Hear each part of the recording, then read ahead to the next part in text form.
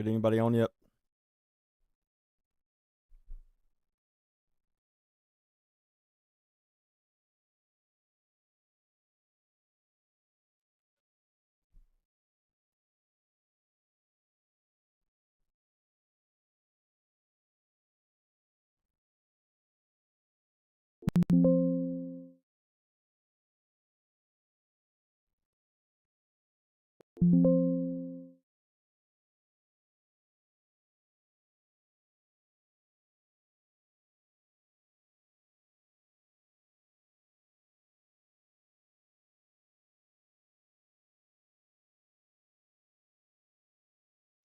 Still don't think Facebook is working.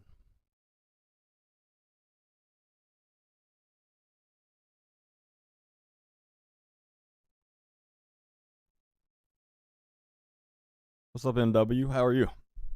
Can you hear me? See me good?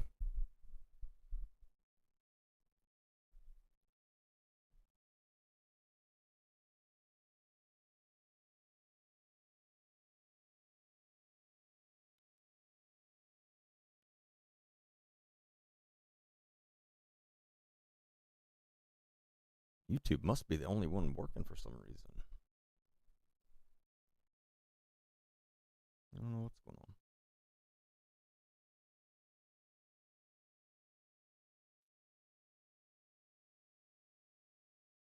Awesome. You having a good Friday? Got a big weekend planned?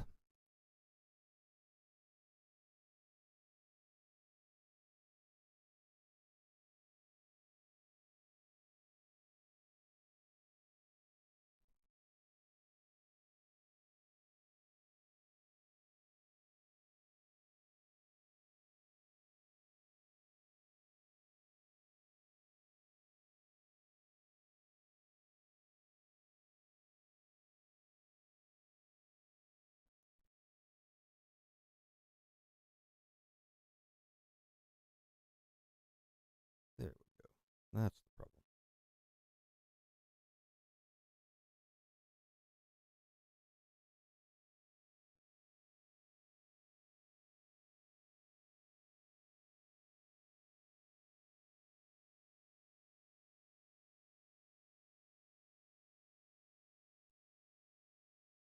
Maybe not.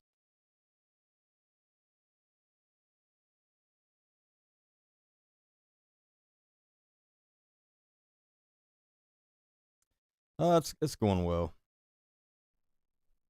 This is just my second time going live with multi stream, so I'm live on YouTube, Rumble, Facebook, and TikTok. So I'm still working out some kinks, but I think right now for some weird reason, YouTube is the only one that is working.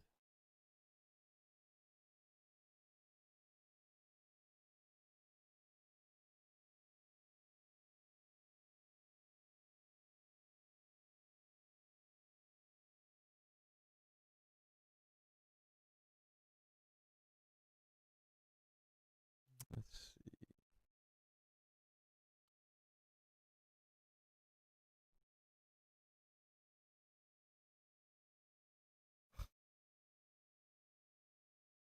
But we're working the kinks out. It's coming along.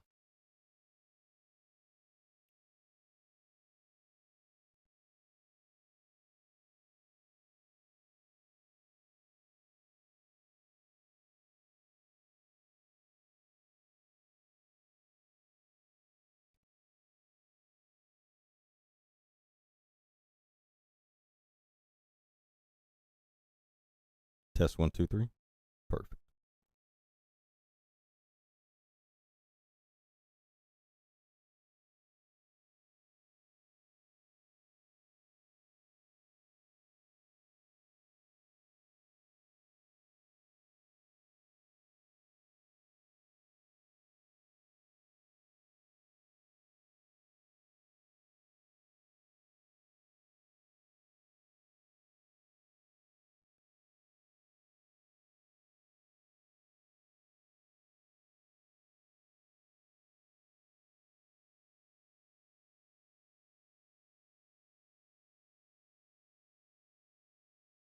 There we go. What's up, everybody?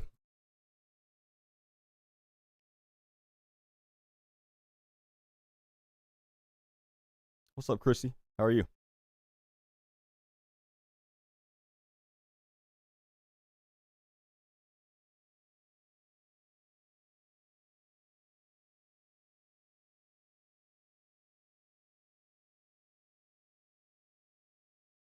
So, are you feeling a lot better?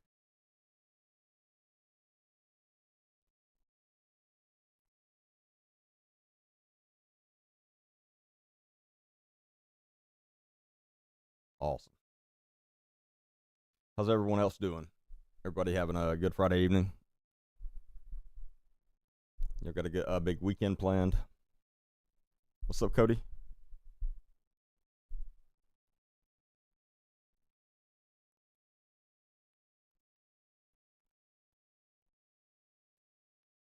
Awesome, peoples.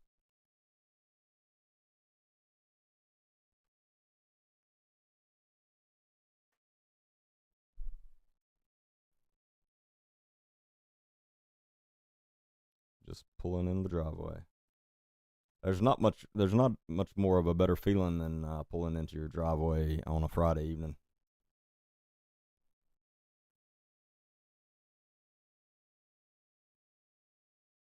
Especially in this weather. Football season. Game day is going to be in town tomorrow.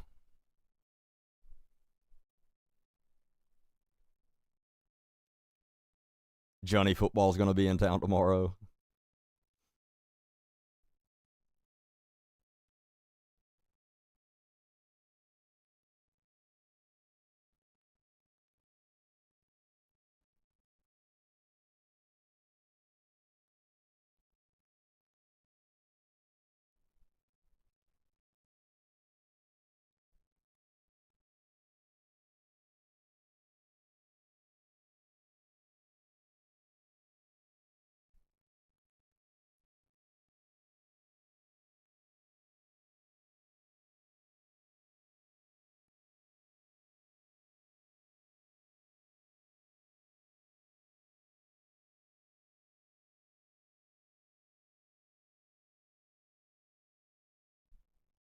Oh yeah, yeah.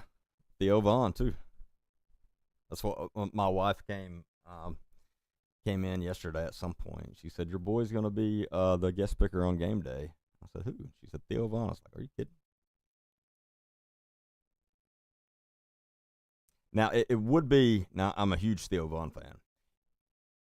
It would be awesome if I could get my picture made with Theo Vaughn and Johnny Manziel, like at the same, like in the same picture. I think that'd be pretty cool.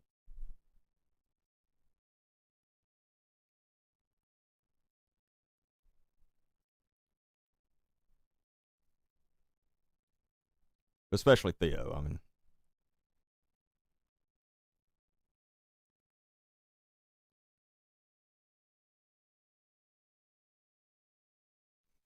it's weird that they are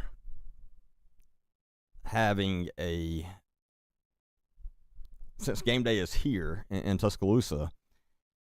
They're having a Nashville resident and Vandy fan be the guest picker. That's a little strange, but I'll take it.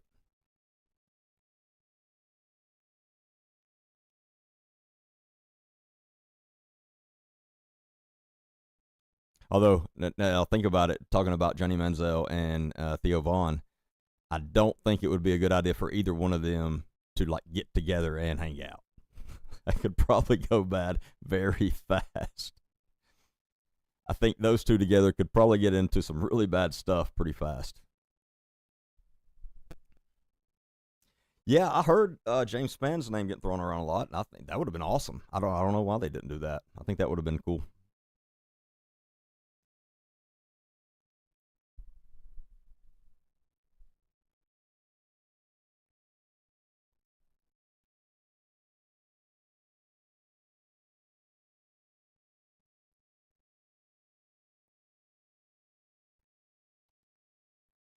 I'm multicasting again tonight, but I still think I still don't think Facebook is working. So I don't know what's up with that. YouTube is definitely working. We got a few viewers on from there, but a few on Rumble, but nothing on Facebook. And I mean, I've got a pretty big following on there, so it's just not working. I don't know. Hopefully, we'll figure it out. Yeah, if you could, Chrissy, that'd be awesome. Check and see if you can see it.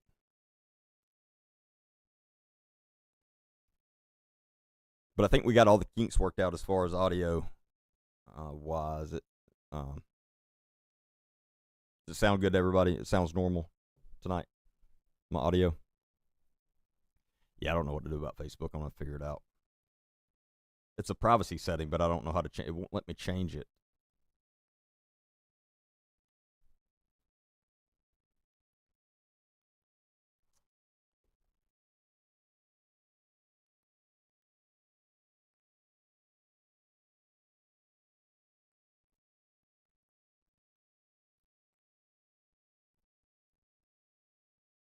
Hey, did anyone what's up, Kristen?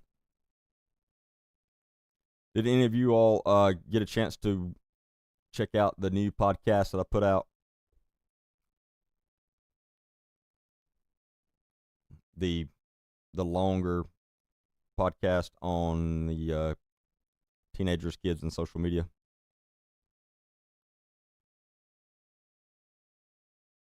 What did y'all think about it?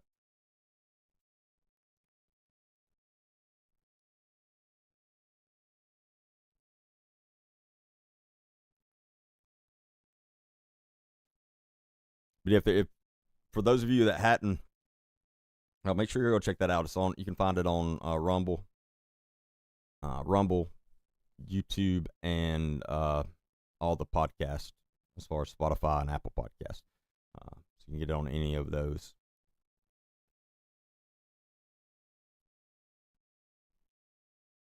Because it's one that every single parent needs to hear.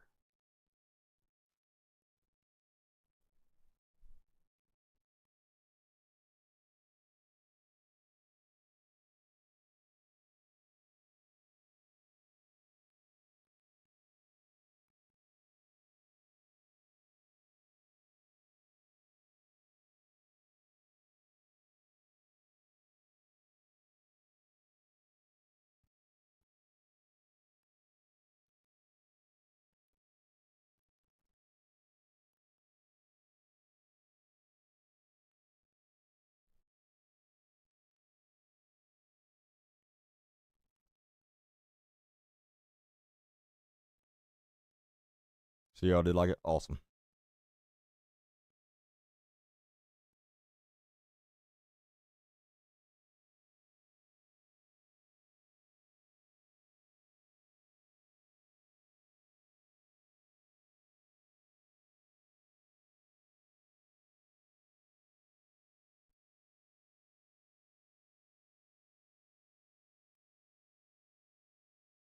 You get told you're the meanest mom ever when that happens. Oh, when that happens, you know you're doing something right. That's exactly right. Yeah, that's those things that 10 years from now they will thank you. Yeah, MW, check that out. Let me know what you think about it.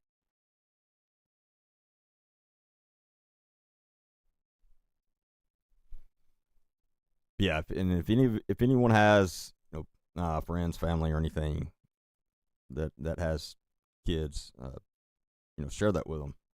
Send that to them.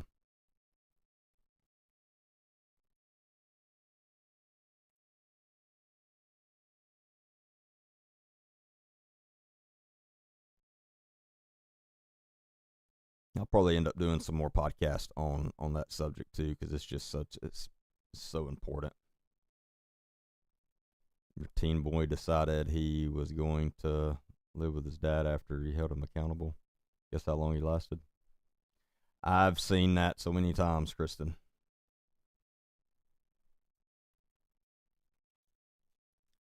Yep.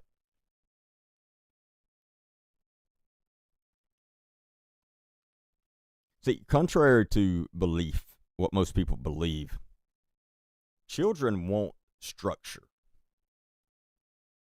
They really do, and obviously they definitely need structure and accountability. But honestly, they want it.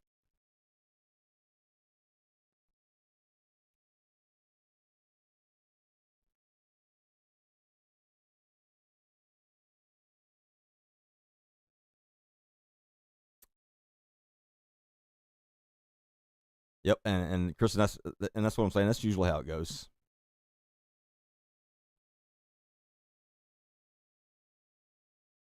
See, I was raised by my grandparents, and they took me in when I was about like 8 years old, and my my father went to prison, and my mother just she didn't know how to mother. She was young. She was 15 when she had me. She didn't know what she was doing. It just wasn't. It was a horrible environment. And my sister's 2 years younger than me, and she kept choosing to stay with my mom, which I understand. The females, they bonded better, whatever. Because at my grandparents' house, like, I loved it, but I had to work. We had a farm, and we had a chicken farm with 4 large chicken houses, and I mean, every morning before school, 5 a.m., I was up working, and that I built so much character from that, and I hated it at the time, hated it, but I knew how good I had it, and I wasn't giving it up, and but my sister always chose the other, and I don't know if that had what that had to do with our adult lives, but thank God my sister is great now, and she lives a good life, and is raising her kids, uh, but or 2 smallest ones, but she became an addict, um, and was an addict for years, and just had a really tough life for a long time. And so, again, I don't know. I mean, it's hard for me to believe that didn't have something to do with it, because she didn't have structure. With my mom, they didn't have anything. But she just, every time she would, start to, every time she would come to my grandparents, and she would have to do some work, she didn't want to do it, and so she'd go back to my mother's, but I had to have that structure. I had to, and if it wouldn't have been for my grandparents, I highly doubt I'd even be here today. I definitely wouldn't have been successful in any way whatsoever. I mean, I needed that so bad.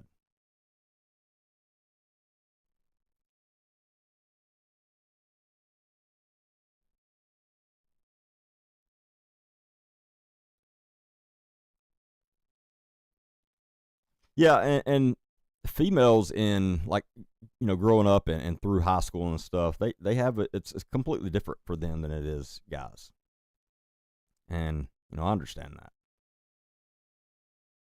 In a lot of ways, it's probably much tougher. It's a lot harder being a female teenager than a male teenager. A lot harder.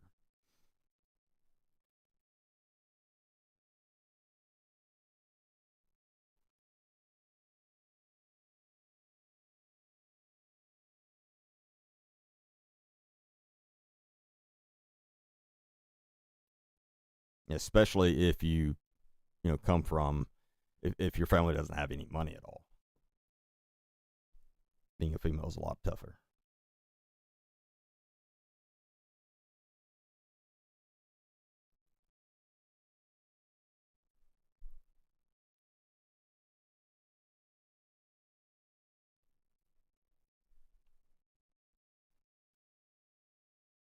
Girls need to feel that loving attachment too. And if they don't get it, they struggle. Yep, absolutely. I mean, the biggest issue is fathers, male or females, that grow up without fathers. They have such a tough time. it is so important for them to have a father, and whether it be their real father or a good father figure, whether it be a stepfather or whatever, as long as they have that good male figure that teaches them right and shows them how they should be treated as a female, things work out a lot better for them. I mean, it all comes down to the father, and so many people have to grow up without fathers. So many. It's just very sad. Like I said, I was extremely lucky, and I had my grandfather, and he taught me all of that stuff because he was a man. He was a man's man. I mean, he, rough, tough farmer, and like I said, he put me through it. He put me to work.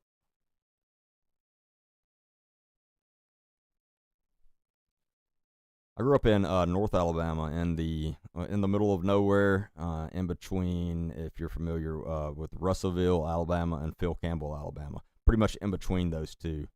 Well, no, actually, technically, I guess more in between Phil Campbell and Moulton area. Down in the deep woods, nothing around.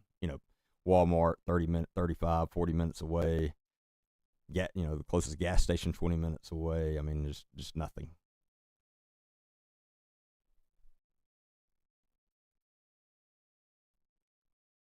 Pretty close to Bankhead National Forest.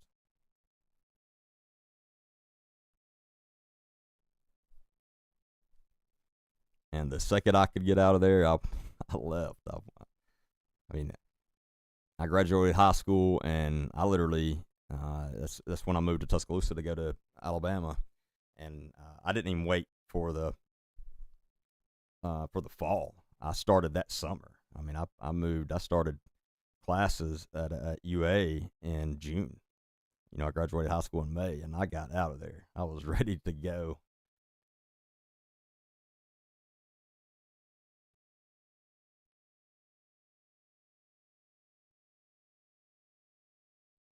Your your husband has written a book. Yeah, send me the title of it. I'll definitely read that. That's awesome.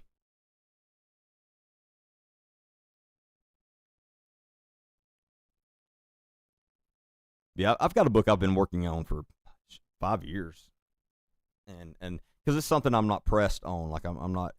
I don't force it. I just,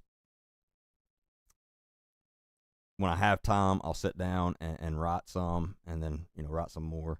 And so it's just a slow thing, but I'm at some point it'll be finished, and I'll probably publish it and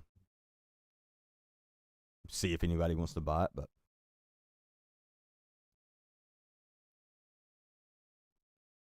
no value to no value. Yeah, I'll check that out.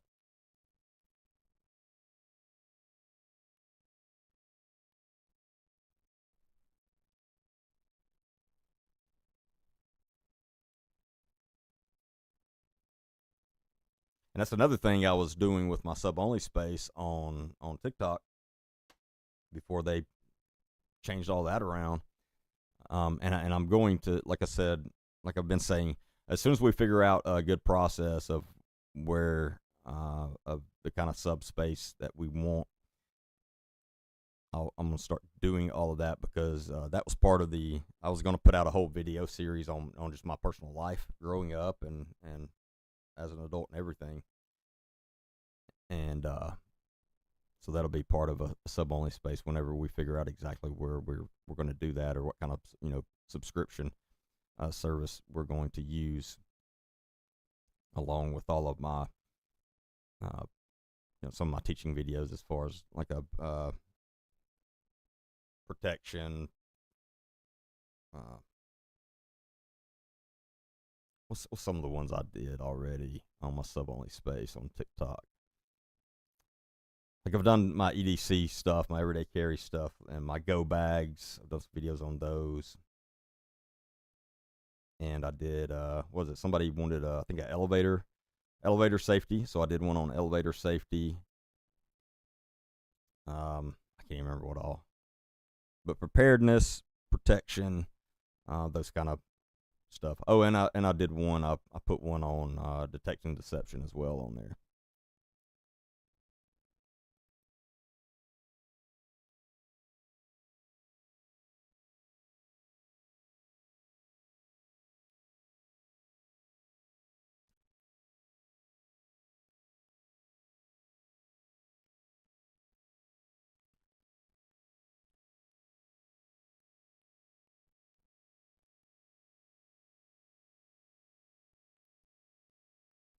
Jeez. Yeah, Kristen, that's how he had it rough.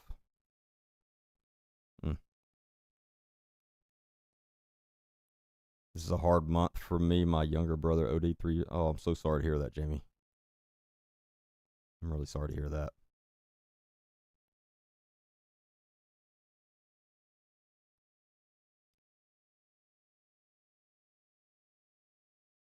And there's so many families that's had to go through that.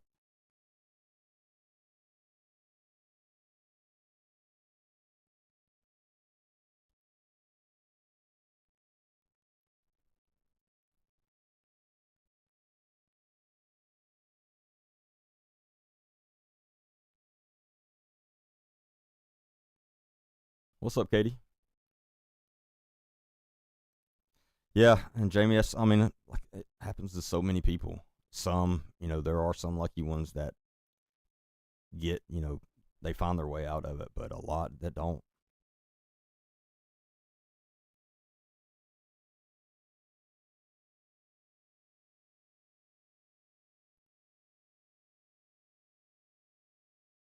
I haven't seen the video or anything. I heard about the story, Christy, but I haven't seen the video. Are you saying is there a video of the actual accident happening? Is that what you're saying?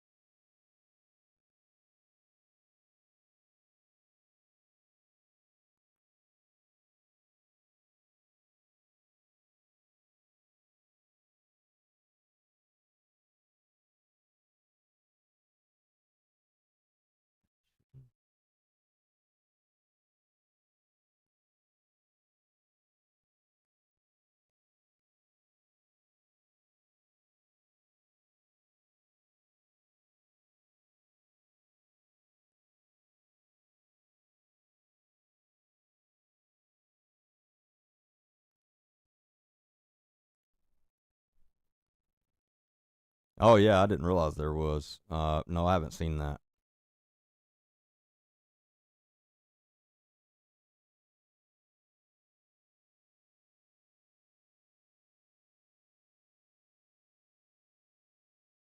I'm telling you, those and any of you that are fishermen, y'all fishing those tournaments.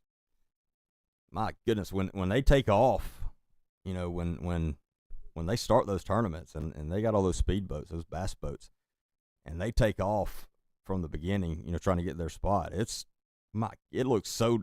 I don't know if it's as dangerous as it looks, but Jesus, it looks dangerous. I mean, they're flying. Now I have no idea if that's what happened in that case. That just made me think of that because I've seen some of those in person where they just take off and got 10 boats side by side flying.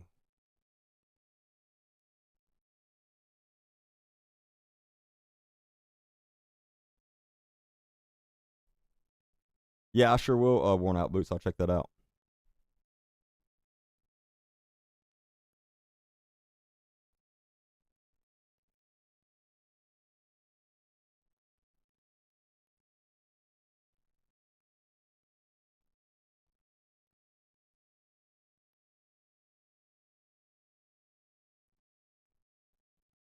Yeah, Jamie. I mean, it is. Um, that's just something I've never wanted to be a part of. It just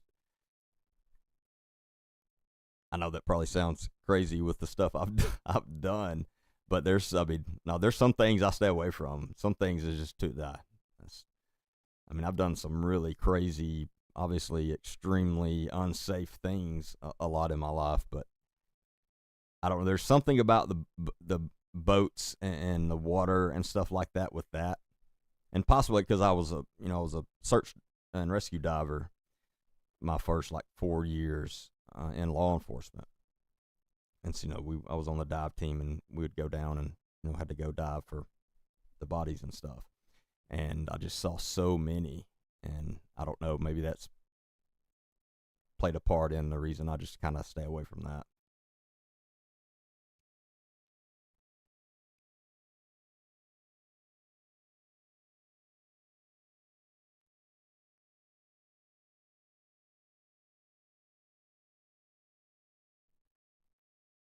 Yeah, that's.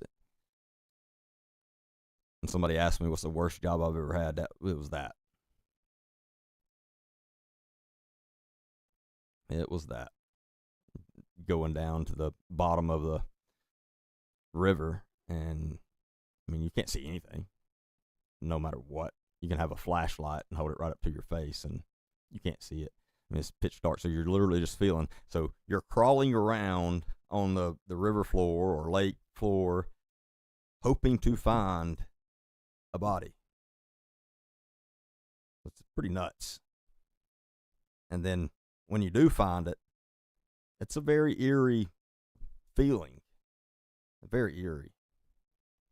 So you find it, and then obviously you have to, bring it up, and especially if the emotional part about it, if the family's around, I mean, it's horrible for obvious reasons, and there was nothing I enjoyed about that job, nothing whatsoever. The only reason I did it because I was a diver, and when I first, started working at the sheriff's office, and I wanted to do everything. I wanted to show, hey, I'll do anything, and they had an opening on the dive team, and didn't have a ton of divers, and so I was like, yeah, I want to do that, and put in, and they put me right on it, and it didn't take me long for me to sit around thinking, what in the hell did I get myself into? What made you want to get into all of this stuff? Well, it all stems from the narcotics. With my upbringing, like I said, I was born into a horrible house, and I was heavily abused by my father when I was little, badly abused, and he, among other things, he was a drug dealer, and he was just an evil person. But he's a drug dealer, and I saw what drugs did to households. And I mean, there's things I remember from when I was 3 or 4 years old, and then one of the things is I remember, and one of the things that sticks with me, the police would get called to our house or to our trailer a lot because my dad was always beating somebody. And whether it be his brothers or my mom or me and my sister, whoever, but they would come to our house a lot. And we lived in a very rural area in Franklin County, and so there'd be some deputies show up, and they would take some names, and then sometimes they'd take him to jail, sometimes they wouldn't.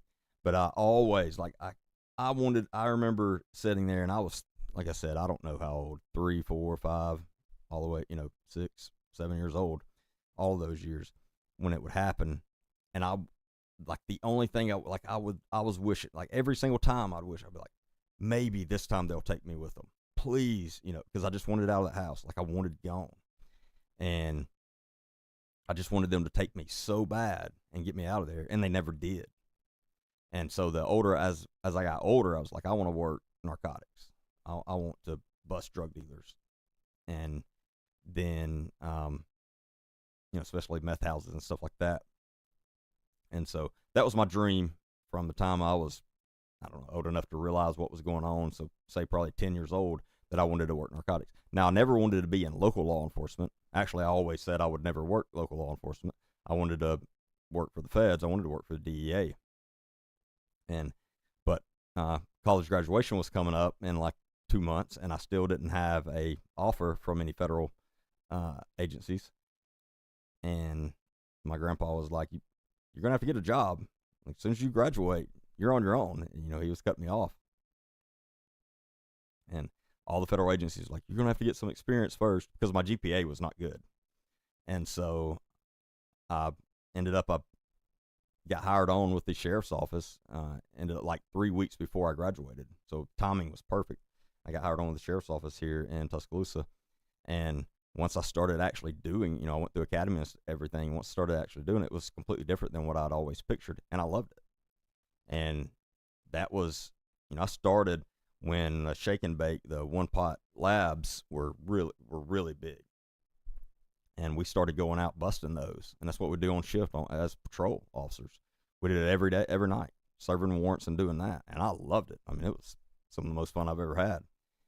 And so I had already started to where we were getting kids out of those situations, and then of course I just wanted to work narcotics, and it didn't take me long, 2.5 years, and I was in narcotics, and that's where I spent the next like 7 years.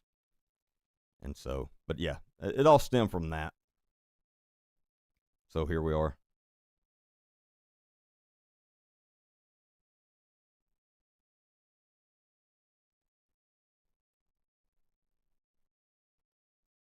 Oh yeah, no, I wanted to work narcotics so bad for so long, and when I actually got to, like, I'll never, like, it's probably I mean, it's one of the best feelings in my life when they told me that I was getting assigned to narcotics. I mean, I'll never forget. I will never forget where I was when I saw the email, when they emailed me and told me. I mean, I remember the exact spot stuff. It was like the most exciting moment of my life, one of them. That was before I had any kids, obviously. But it was just one of those that I couldn't believe was actually happening. And then when I got, was actually doing it, I mean, I loved it. Or well, what I tell people, there's no in between days doing that. It was either, when I got home at the end of the day, the days I would get home, was either I would say, I can't believe I got paid to do that. Because it'd be like I felt like I lived in a movie all day. I mean, it's some of the coolest things I couldn't even never imagine being able to do. And then, so it was either that, or at the end of the day, I would get home and say, I'm quitting. I can't handle this anymore. So, I mean, in the morning, I'm going to quit. I'm going to find another job. And of course, I never did. I'd wake up the next day and I'd be, my emotions would be changed again, and I'd go back at it. But yeah, I definitely it was a dream come true for a lot of years.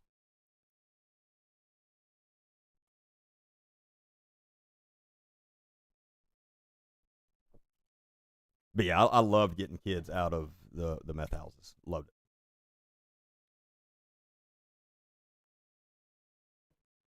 I mean, my first like 2 years in narcotics, that's all I worked was those labs.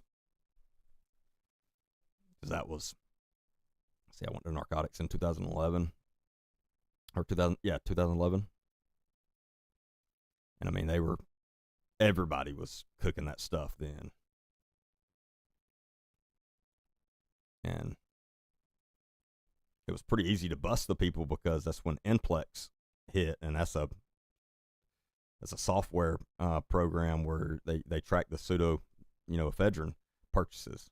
And so I'd get on we'd get on shift, and I would get on Nplex and see who bought 5 packs of pseudo today, and then we'd go do what we call a knock and talk at their house, which is just knock on the door. They come to the door, say, "Hey, got information that there's some drug activity going on here," and with the labs, you could smell it if they were actively cooking, and a lot of times they were, especially late at night. So if you could smell it, which was pretty easy, like I said, then we didn't have to have a search warrant or anything to go in and lock it down at that point. So we'd kick in a door, and God, we busted so many, busted a lot, but it always sucked when you got in there,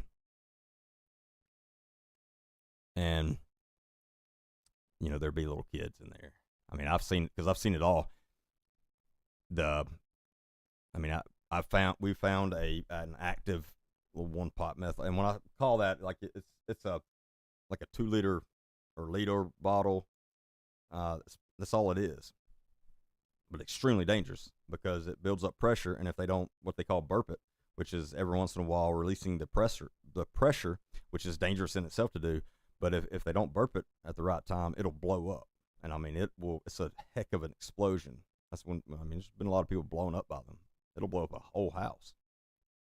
But I found one literally in a crib, a baby's crib, with the baby sleeping, because they saw us pull up and they hid it under the sheets in his crib, thinking we wouldn't look there. And the poor little baby was sleeping right there. That was one of the maddest I'd ever been in my job.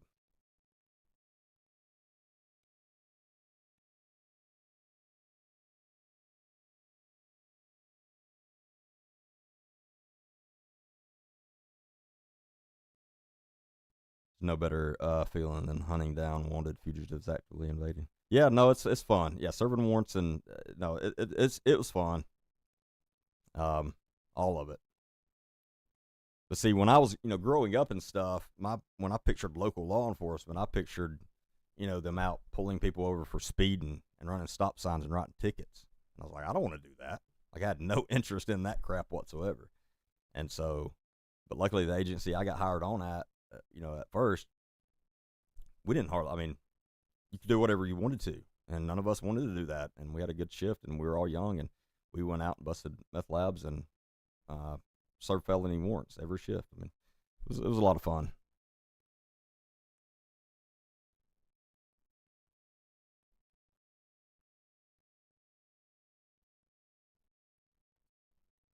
Yeah, and thank God the labs went away. Thank God. And so, if y'all don't know, this would be an interesting story for a lot of people. The reason the one pot, shake and bake, whatever you want to call them, labs went away is due to some of the states in the United States legalizing the green leafy substance.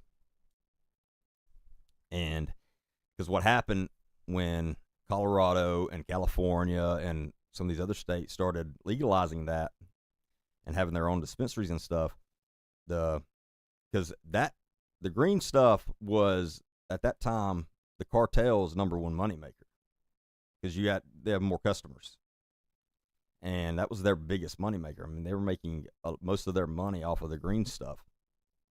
And so when some of these states in the United States started legalizing it, it took a lot of money pretty fast out of the cartel's pockets because they weren't their stuff was it was horrible compared to what they were growing in Colorado and California and stuff. And like they call that bump weed that comes from Mexico, crosses the border. Like it's the lowest of the low versus the stuff that that they were growing in these legalized states. And so anyway, cartels started losing tons of money. And so when that happened, they had to pivot. Well, just so happened at the same time, around the same time, was when the Fed started coming down on all these pill mills that were giving out the OCs all the time, and started coming down on doctors was stopping subscribing them so much because it started, everybody. That's when everybody started realizing, hey, this stuff is bad stuff, and it was killing a lot of people. So all that happened right at the same time, and so the cartels, they went where the opportunity was. They upped their opiate production and sales, and their ice sales. And so, for instance, say in 2013, an ounce of ice, like on the streets in Tuscaloosa, Birmingham, cost $1,800 for an ounce. 2017, you get an ounce of ice, $300, $400. Like that's how the price just plummeted on that stuff. And so it didn't make sense for the cooks to cook it anymore because they could get it just as cheap from the cartels, and in their mind it was better, more pure, which most of the time it's really not. But because they weren't cooking ice, these one pot guys, it was just a ugly powder, and people paid more for the ice. So anyway, that's how it all came about. Cartels had to find another way of making money, and they started spitting out H on the opiate side, and made ice a lot cheaper. They flooded the market with it so they could get a lot more customers. So, yep, that's how it all happened.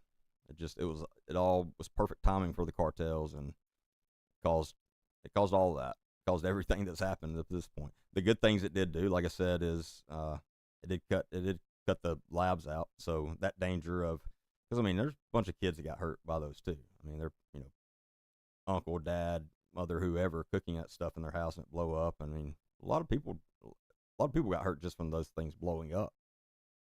A lot of law enforcement officers got hurt from those. And so the good part about all of that is they stopped cooking it because they didn't have to anymore. But the bad part just caused the cartels to flood the market with their pure, what they call pure ice, and the H to fill in that void, when because people couldn't go to the doctors anymore and get their prescriptions for OC, so they had to find H on the streets. Because that's another example. Again, and I may get the years wrong. Everything runs together. I want to say like maybe 2014, 2013, 2014. I bought a at work undercover. So at work, let me emphasize that. Like an ounce, I think. No, 3 ounces. I think I bought 3 ounces of H, and at that time, that was the biggest H bust that the state of Alabama had ever had. Was 3 ounces of that, because it was so rare. I mean, it was just now hitting, and but anyway, like 3 ounces of that stuff. Then I think we paid $12,500 for 3 ounces of that. Fast forward to 2018, 19, you get that for $1,500, depending on where you were. Some places a little more expensive, some places a little cheaper.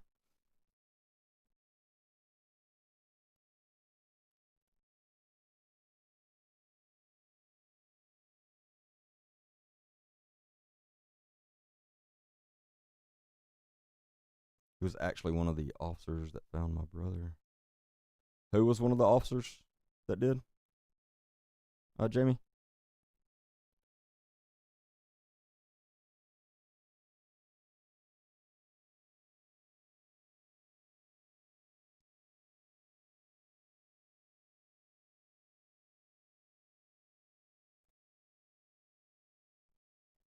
Mm.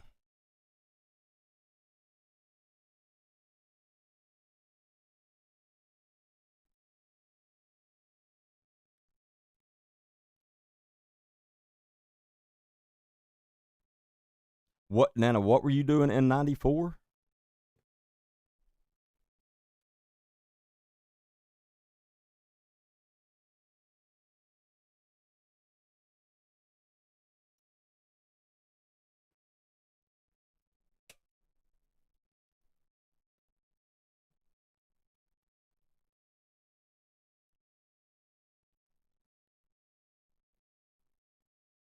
Green stuff and lightning. Yeah, I'm sure they had some. Yeah, those old school guys have some very interesting. Some of the most interesting. If any of this stuff interests you, some if you ever come across someone that was a narc in the '80s, '70s, and '80s, sit them down and talk to them. My God, the things they did, the stories they had, it was a whole different world then. Whole different world. They've got some freaking wild stories.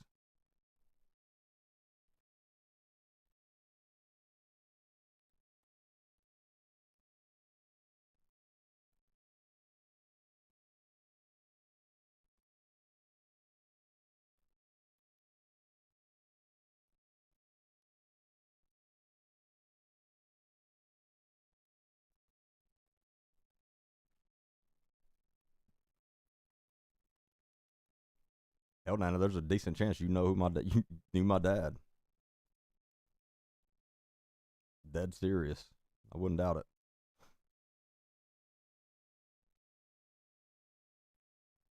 That'd be around the same. I mean, yeah, I mean he was doing all that around that time too.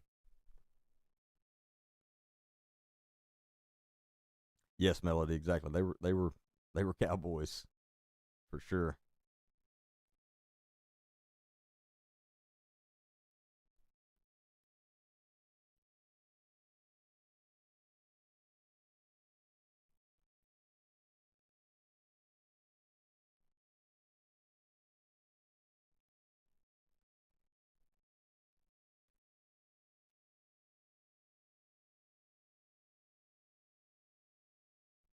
Justin, are you asking me? I was in kindergarten and first grade in the early 90s.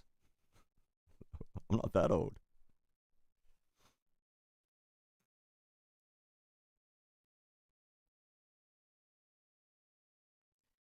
Did I see the new laws about impersonating an officer that Ivy just signed into?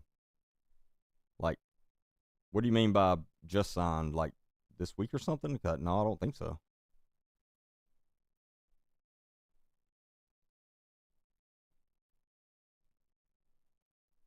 Oh, okay, Justin, I got you. Yeah, I've heard those stories too.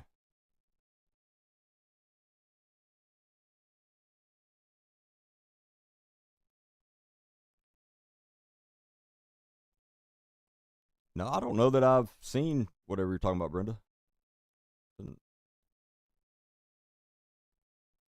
I'll have to check that out. Do you know what the new law is?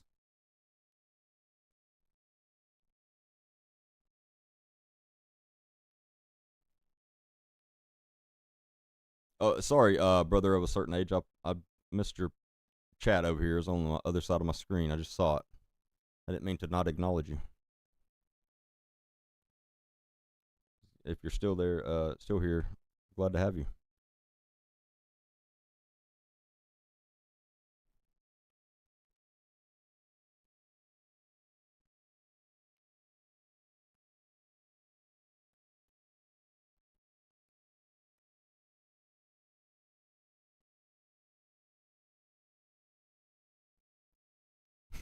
Just see, I still haven't ever used the green stuff, and I kept saying when I got out of law enforcement, I was just going to at least try it because I had to see what all the fuss was about. Because it's just something I never did before because I knew what I always wanted to do, and I was always afraid it would keep me from getting a job, and so I never even tried it. And I always said that I would try it, and which I mean, I still haven't, but I still think I will at some point. At least the edible. I've never smoked anything in my life, nor will I. But if I ever do try it, it'll be an edible or something. But I'll probably wuss out and never actually do it.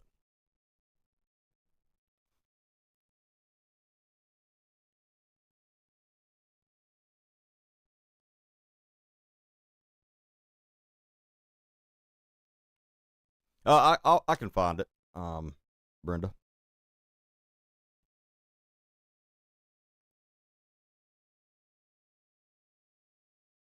yeah, plant in this house for educational purpose. Yeah, right. Sure. That sounds like a 70s and 80s narc right there. That's for educational purposes.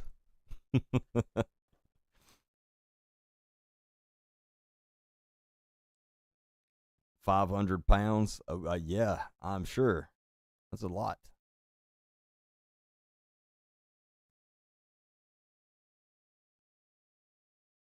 Wonder if I get in trouble for showing a picture.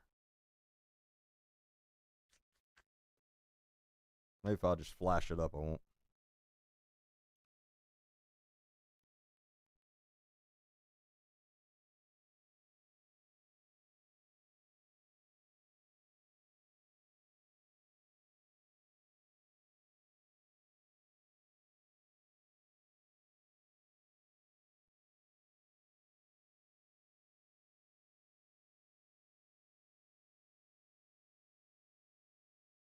See, you'll see that. I think that's 50 pounds. A 50-pound brick.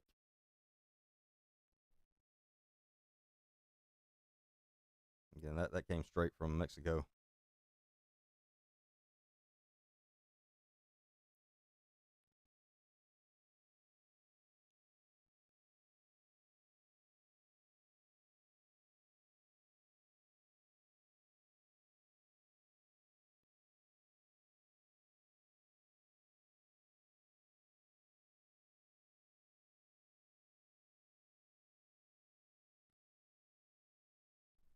Yeah, I don't want to get in trouble for showing that. I mean, I don't know if he would, but probably.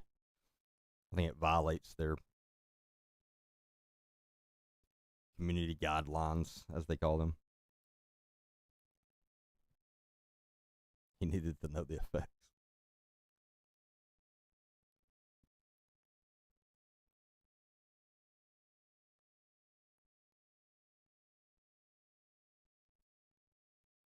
When was this, Fuller? It's been recent.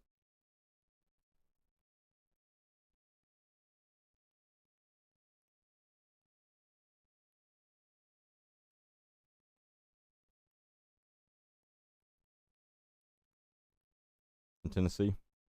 Hmm.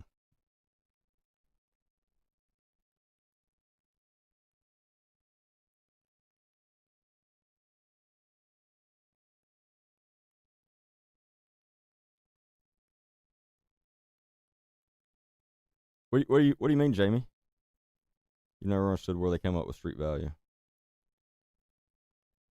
I mean, street value is just if you were a dealer and you sell it in that area, that's how much it would cost. That's how much you would get for it.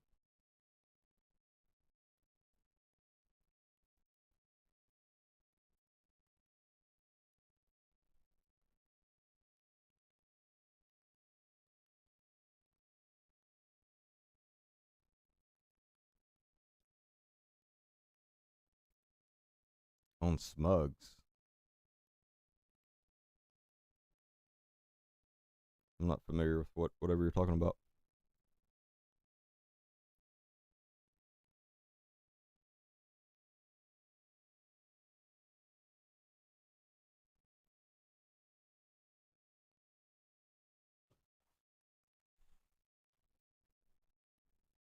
All right, Brenda. Yeah, that'll work.